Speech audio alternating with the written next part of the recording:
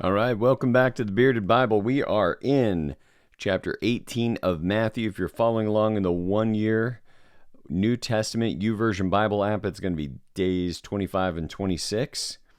And today we get a chance to learn a little bit about conflict resolution and conflict resolution techniques that work in the church and outside of the church. So we're going to start with that Maxwell Leadership call out first, and then we'll get into chapter 18.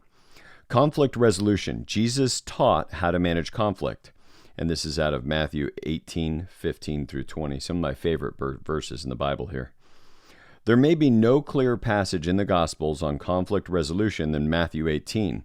While Jesus spoke about addressing sin in the church, his words suggest broader principles. According to Jesus, addressing conflict and healing offenses should be a priority for us. He even instructs us to postpone our worship if we remember an unresolved offense. And you may remember that from Matthew 5, 23 and 24. Conflicts will arise in any organization. Humans disagree because they are wired differently and have different agendas.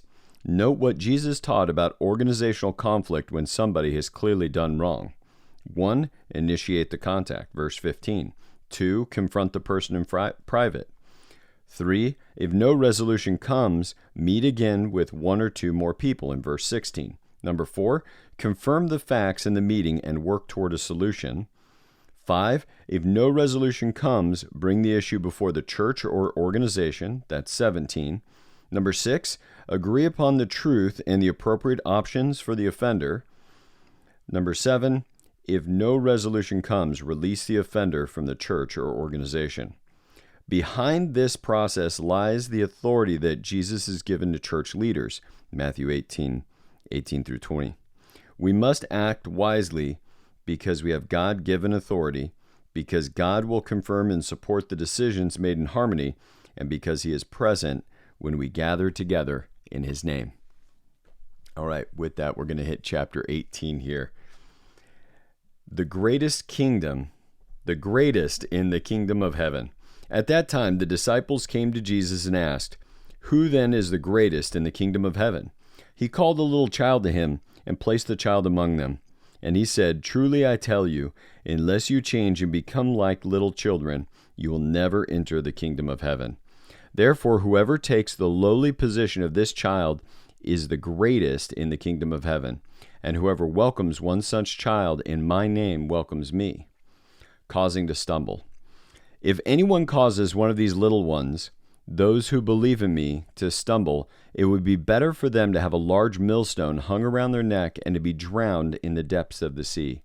Woe to the world because of the things that cause people to stumble. Such things must come, but woe to the person through whom they come. If your hand or your foot causes you to stumble, cut it off and throw it away. It is better for you to enter life maimed or crippled than to have 2 hands or 2 feet and be thrown into eternal fire. And if your eye causes you to stumble, gouge it out and throw it away. It is better for you to enter life with 1 eye than to have 2 eyes and be thrown into the fire of hell. The parable of the wandering sheep. See that you do not despise one of these little ones, for I tell you their angels in heaven always see the face of my Father in heaven. What do you think? If a man owns 100 sheep and one of them wanders away, will he not go and leave the 99 on the hill and go to look for the one that wandered off? And if he finds it, truly I tell you, he is happier about that one sheep than about the 99 that did not wander off. In the same way, your Father in heaven is not willing that any of these little ones should perish. Dealing with sin in the church. If your brother or sister sins, go and point out their faults just between the 2 of you. If they listen to you, you have won them over. But if they will not listen, take 1 or 2 others along, so that every matter may be established by the testimony of 2 or 3 witnesses. If they still refuse to listen, tell it to the church. And if they refuse to listen even to the church, treat them as you would a pagan or a tax collector.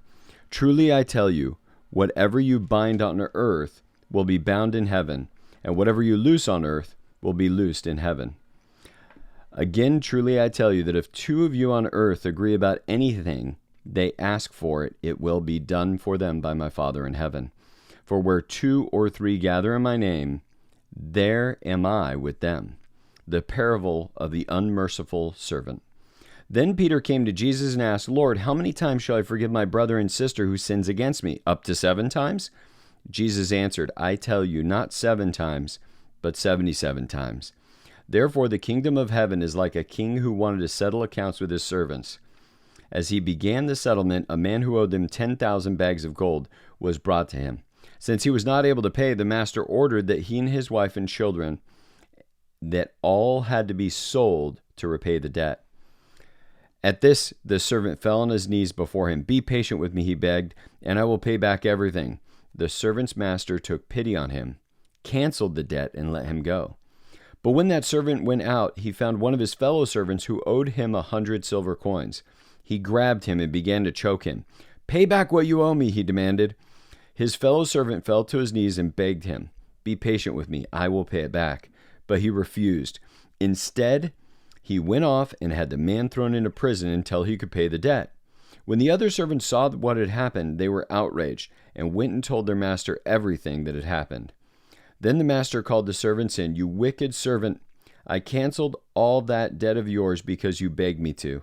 Shouldn't you have mercy on your fellow servant just as I had on you?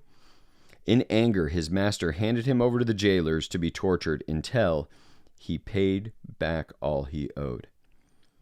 This is how my heavenly Father will treat each of you unless you forgive your brother or sister from your heart. So a story on forgiveness, a story on organizational leadership and how the participants in that organization can hold individuals accountable. Once again, great reading. We'll be back here tomorrow with more Bearded Bible, working our way through the New Testament. And if you got any insight, personal or business-wise today, be sure to throw it down in the comments. We're hearing from others that what you guys are writing in the comments is making a difference for them.